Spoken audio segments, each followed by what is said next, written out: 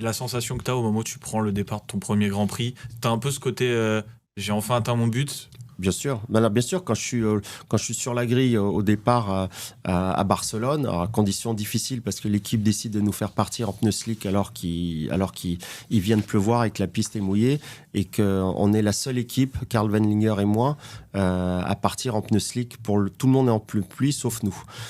Parce qu'on est une petite équipe et il faut qu'on tente un coup. Et c'est vrai qu'il y a une très très grosse pression. Mais en même temps, je me dis, ça y est, je suis pilote de Grand Prix. Et pour moi, le fait de prendre le départ, j'étais enfin un pilote de Formule 1 et je venais de réaliser mon rêve de gosse. Et je me disais, voilà, c'est comme un athlète qui se retrouve, qui fait les jeux et puis un jour, il se retrouve en finale du 100 mètres. Je pense que quelque part dans sa tête, il sait qu'il vient d'atteindre un objectif qui est très important, qui est de faire une finale olympique.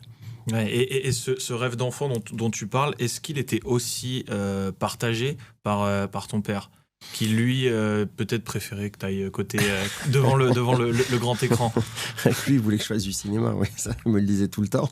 Non, bien sûr, il était très heureux pour moi, comme il était triste pour moi quand les premières courses qui ont été difficiles. Donc, il était très content que je puisse prendre le départ d'une course, et justement de Formule 1. Et pour moi, c'était impératif de finir ce Grand Prix, et c'est ce que j'ai fait. Je dois terminer 12e ou 13e, je crois, je ne me rappelle plus, mais voilà, c'était très important pour moi.